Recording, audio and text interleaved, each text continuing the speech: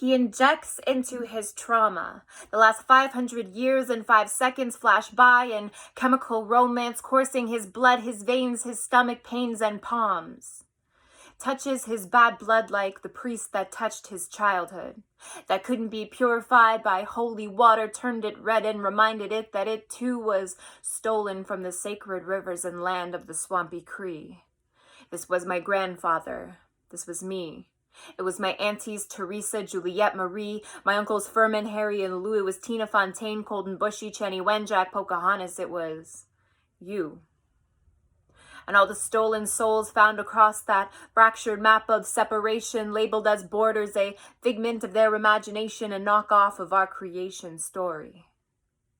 He is the red-skinned Indian they chant about, make souvenirs and hand them out. They want the majestic, spiritual native, the creative, the tomahawk, warrior-crying headdress chief, the cultural teacher, preacher of the land, not the one with the bottle or needle in his hand, receiving handouts. And still, every child matters on campaign day, but pipelines and apologies are the only actions to date. He was the child that survived, and this is how he's been repaid.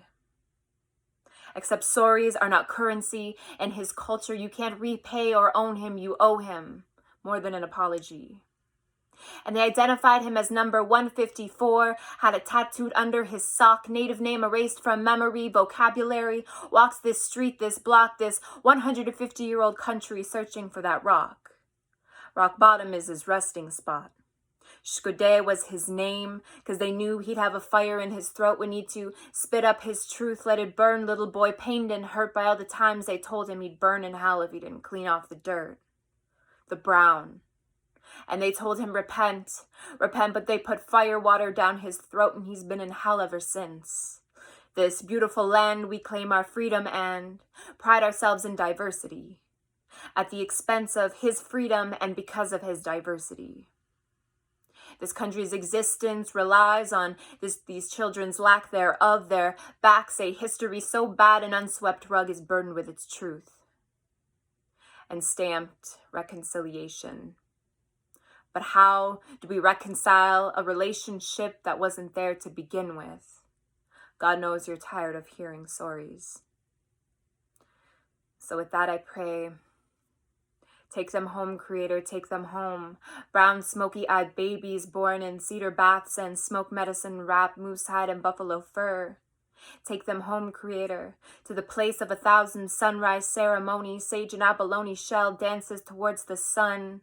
Grandmother Moon gives teepee teachings on courage, love, and humility, where resiliency isn't a label they gotta learn or have to be.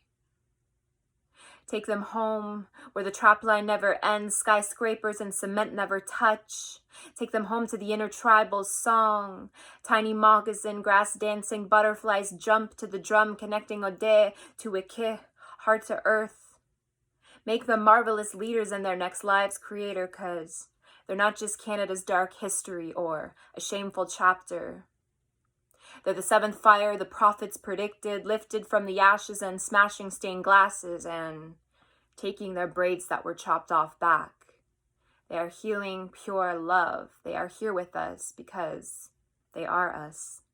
Miigwech.